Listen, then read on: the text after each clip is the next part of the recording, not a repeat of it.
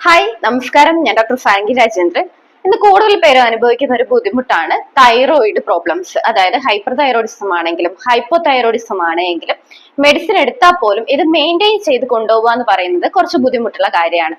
നമ്മൾ പ്രധാനമായിട്ടും ക്ഷീണം, വിശപ്പ് കുറവ്, വണ്ണം വെക്കുക, മുടി കൊഴിച്ചിൽ കൂടുക, ദേഷ്യം, സങ്കടം വരിക പെട്ടെന്ന്, അതുപോലെ തന്നെ ദാഹം കൂടുതലായിട്ട് വർദ്ധിക്കുക, നല്ല ചൂട് അനുഭവപ്പെടുക, ചിലപ്പോൾ നല്ല തണുപ്പ് അനുഭവപ്പെടുക, ഇങ്ങനെയുള്ള പല സിംറ്റംസും കാണിക്കുമ്പോഴായിരിക്കും നമ്മൾ തൈറോയിഡ് ടെസ്റ്റ് ചെയ്യാം.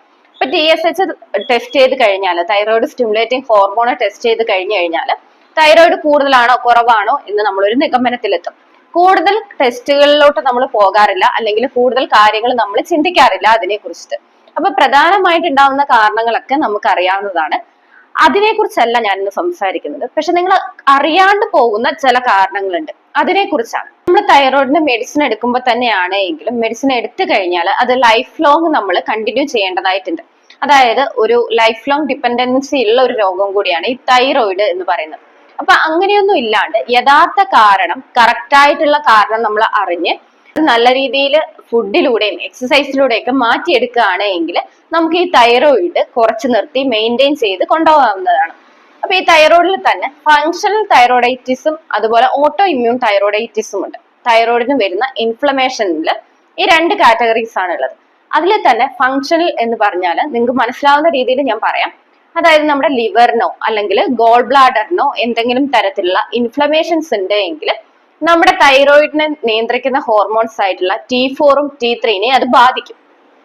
അതുമൂലം ഉണ്ടാകുന്ന തൈറോയ്ഡ് ഇഷ്യൂസ് ആണ് ഈ ഫങ്ഷണൽ തൈറോയിഡൈറ്റിസിൽ പെടുന്നത്. ഓട്ടോഇമ്യൂൺ തൈറോയിഡൈറ്റിസ് എന്ന് പറഞ്ഞു കഴിഞ്ഞാൽ ഫ്രീ റാഡിക്കൽസ് അല്ലെങ്കിൽ പുറത്തുനിന്ന് വരുന്ന സെൽസുകളൊക്കെ നമ്മുടെ തൈറോയിഡിനെ ആക്രമിക്കുകയും തൈറോയിഡിന് അതിന്റെ ഫങ്ഷൻസ് നടത്തുന്നതിൽ ബുദ്ധിമുട്ട് അനുഭവപ്പെടുകയും ചെയ്യും.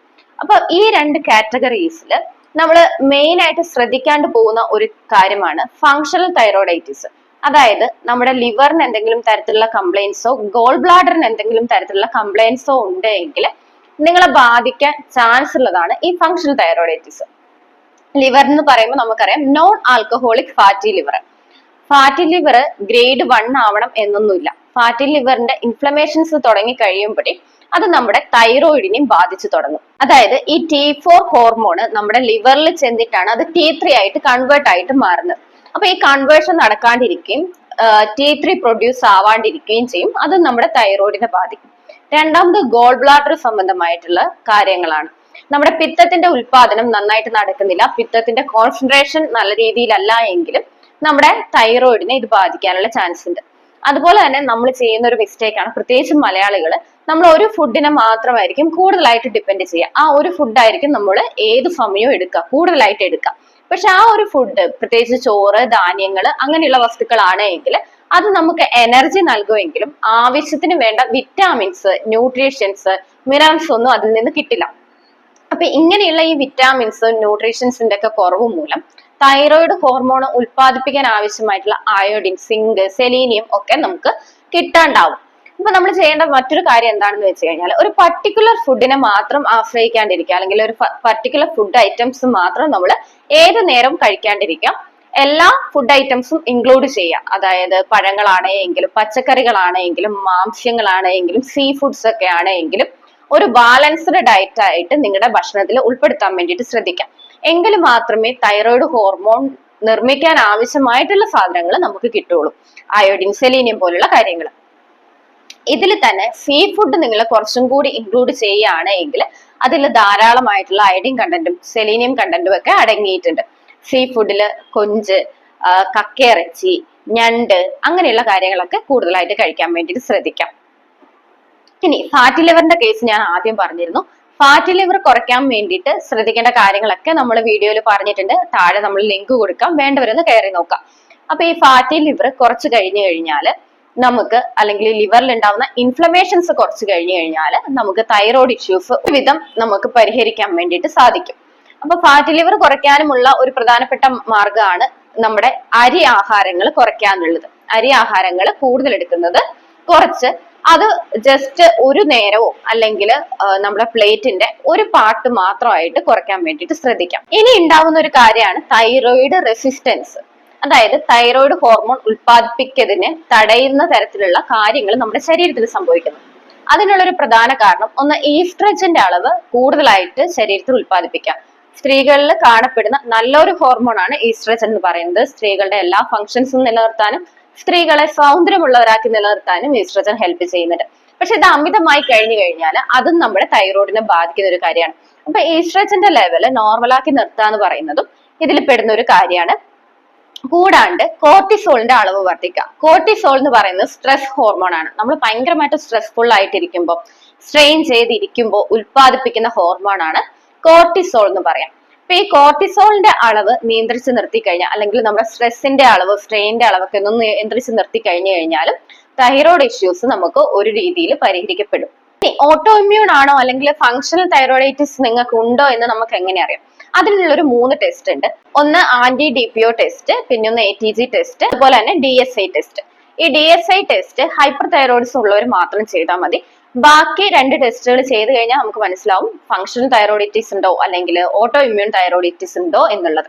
അപ്പൊ അങ്ങനെ ഉണ്ട് എന്ന് കണ്ടു കഴിഞ്ഞു കഴിഞ്ഞാൽ അതിനനുസരിച്ച് നമ്മൾ ഡയറ്റിൽ വ്യത്യാസം വരുത്തുകയും അതിനനുസരിച്ച് നമ്മുടെ ഫുഡ് കഴിക്കുന്നതിൽ വ്യത്യാസം വരുത്തുകയും ചെയ്യണം. ഇനി ഫുഡിലാണെങ്കിൽ ഞാൻ നേരത്തെ പറഞ്ഞ പോലെ സീ ഫുഡ് കൂടുതലായിട്ട് യൂസ് ചെയ്യുക, ആന്റി ഓക്സിഡൻസ് കൂടുതലായിട്ട് അടങ്ങിയിട്ടുള്ള ഭക്ഷണം നന്നായിട്ട് കഴിക്കുക. ഫ്രൂട്ട്സ്, ഈ കാര്യത്തിൽ ഫ്രൂട്ട്സ് നന്നായിട്ട് കഴിക്കുന്നത് നല്ലതാണ്. പ്രത്യേകിച്ച് വിറ്റാമിൻ എയും വിറ്റാമിൻ സി ഒക്കെയുള്ള ഫ്രൂട്ട്സുകൾ നന്നായിട്ട് കഴിക്കുക. ദഹന പ്രശ്നങ്ങൾ ഉണ്ടാവുന്നവരുണ്ട്, അതും നമ്മുടെ തൈറോയ്ഡ് ഇഷ്യൂസിനെ ബാധിക്കുന്ന ഒരു കാര്യമാണ്. ദഹന പ്രശ്നം എന്ന് പറയുമ്പോൾ പല ദഹന പ്രശ്നങ്ങളും ഉണ്ടാവുന്നത് നമ്മുടെ കുടലിൽ നല്ല ഇനം ബാക്ടീരിയകൾ ഇല്ലാത്ത മൂലമാണ്. പ്രീബയോട്ടിക് അല്ലെങ്കിൽ പ്രോബയോട്ടിക്സ് എന്ന് പറയുന്ന ടൈപ്പ് ബാക്ടീരിയസ് നമ്മുടെ ശരീരത്ത് ഇല്ലാത്തത് ദഹന പ്രശ്നങ്ങൾ ഉണ്ടാക്കും. അപ്പൊ കുടലിൽ ഈ നല്ല ബാക്ടീരിയകൾ വളരാനായിട്ട് നമുക്ക് കഴിക്കാൻ പറ്റുന്ന ഒരു സാധനമാണ് തൈര്. ഞാൻ പലപ്പോഴും പറയലുണ്ട്, തൈര് കഴിക്കുകയാണെങ്കിൽ ദഹന സംബന്ധമായിട്ടുള്ള പല പ്രശ്നങ്ങളും നമുക്ക് മാറിക്കിട്ടും. അതും നമ്മുടെ ഈ തൈറോയ്ഡ് ഇഷ്യൂ കുറയ്ക്കാൻ വേണ്ടിയിട്ട് നിങ്ങളെ സഹായിക്കും. ഞാൻ നേരത്തെ പറഞ്ഞിരുന്നു ആന്റി ഓക്സിഡൻസ് ധാരാളമായിട്ട് കഴിക്കണം എന്ന്. ആന്റി ഓക്സിഡൻസ് എന്ന് പറയുമ്പോൾ വിറ്റാമിൻ ഇ അല്ലെങ്കിൽ വിറ്റാമിൻ സി പോലുള്ള വിറ്റാമിൻസുകൾ നമ്മൾ ധാരാളമായിട്ട് കഴിക്കണം. എങ്കിൽ മാത്രമേ നമ്മുടെ ശരീരത്തിന്റെ പ്രതിരോധ ശേഷി, ഇമ്മ്യൂണിറ്റി പവർ കൂടുകയുള്ളൂ. നമ്മുടെ ശരീരത്തെ കുറച്ചും കൂടി നല്ല രീതിയിൽ പ്രൊട്ടക്ട് ചെയ്ത് ഇരിക്കാൻ വേണ്ടിയിട്ട് ഇത് ഹെൽപ്പ് ചെയ്യും. അതുപോലെ നേരത്തെ പറഞ്ഞൊരു കാര്യം ശ്രദ്ധിക്കാം, പർട്ടിക്കുലർ ഫുഡ് ഐറ്റം മാത്രം കഴിക്കാണ്ട് എല്ലാ ആഹാര സാധനങ്ങളും കൂടി ഉൾപ്പെടുത്തിയിട്ട് വേണം നമ്മൾ ഭക്ഷണം കഴിക്കാനായിട്ട്. ഒരു ബാലൻസ്ഡ് ഡയറ്റ് മെയിൻറ്റെയിൻ ചെയ്യാൻ വേണ്ടിയിട്ട് ശ്രദ്ധിക്കണം. എങ്കിൽ മാത്രമേ, പ്രോപ്പർ ആയിട്ടുള്ള ഡയറ്റ് ഉണ്ടെങ്കിൽ മാത്രമേ നമ്മുടെ ശരീരത്തിൽ നടക്കുന്ന പല അസുഖങ്ങളും നമുക്ക് മാറ്റിയെടുക്കാൻ വേണ്ടി സാധിക്കും. അതുപോലെ തന്നെ ഒരു 30 മിനിറ്റ് എക്സസൈസ് ചെയ്യാൻ വേണ്ടിയിട്ട് ശ്രദ്ധിക്കാം. ഏത് രോഗമുള്ളവരാണ് എങ്കിലും നമ്മുടെ ശരീരത്തിന് എക്സസൈസ് ആവശ്യമാണ്. ഇപ്പൊ ഒരു 30 മിനിറ്റ് എക്സസൈസ് ചെയ്യാം. തൈറോയ്ഡ് ഇഷ്യൂസ് ഉള്ളവര് ഞാൻ ഈ പറഞ്ഞ ടെസ്റ്റുകളും കൂടി ചെയ്ത് നോക്കാൻ വേണ്ടിയിട്ട് ശ്രദ്ധിക്കണം. എങ്കിൽ മാത്രമേ നമുക്ക് പർട്ടിക്കുലർ ആയിട്ടുള്ള അതിന്റെ റീസൺ എന്താണെന്ന് മനസ്സിലാവുകയുള്ളൂ. നമുക്കറിയാം പല കാരണങ്ങൾ കൊണ്ട് തൈറോയ്ഡ് ഉണ്ടാവുന്നുണ്ട്, അതൊക്കെ കോമൺ ആയിട്ട് അറിയാവുന്ന റീസൺസ് ആണ്. പക്ഷെ ഈ 2 റീസൺസ് നമ്മൾ പലപ്പോഴും ശ്രദ്ധിക്കാണ്ട് പോവലുണ്ട്. പല തൈറോയ്ഡ് പ്രശ്നമുള്ളവരെ എടുത്ത് നോക്കിക്കഴിഞ്ഞാലും അവരുടെ ലിവർ സംബന്ധമായിട്ട് അവർക്ക് എന്തെങ്കിലും ഒരു കംപ്ലൈൻസ് നമുക്ക് കാണാൻ വേണ്ടിയിട്ട് സാധിക്കും. അതുപോലെ നമ്മുടെ ശരീരത്തിന് ആവശ്യമുള്ള ന്യൂട്രീഷ്യൻസ് ലഭിക്കുന്നുണ്ട് എന്ന് ഉറപ്പുവരുത്താം. വെറുതെ എന്തെങ്കിലും ഭക്ഷണങ്ങൾ കഴിച്ചുകൊണ്ട് കാര്യമില്ല, അത് നമുക്ക് എനർജി മാത്രമേ പ്രൊവൈഡ് ചെയ്യുള്ളൂ. മിനറൽസ്, വിറ്റാമിൻസ്, ന്യൂട്രീഷൻസ് ഒക്കെ ലഭിക്കണം എന്നുണ്ട് എങ്കിൽ അതിനനുസരിച്ചുള്ള ഫുഡ് ഐറ്റംസും കൂടി ആഡ് ചെയ്യാൻ വേണ്ടി ശ്രദ്ധിക്കാം. അപ്പൊ വീഡിയോ ഇഷ്ടപ്പെട്ടു എങ്കിൽ ലൈക്ക് ചെയ്യുക, സബ്സ്ക്രൈബ് ചെയ്യുക. ഇത് ആവശ്യമുള്ള എല്ലാവർക്കും ഒന്ന് ഷെയർ ചെയ്ത് കൊടുക്കുക. പുതിയൊരു വീഡിയോ ആയിട്ട് വീണ്ടും കാണാം. ബൈ.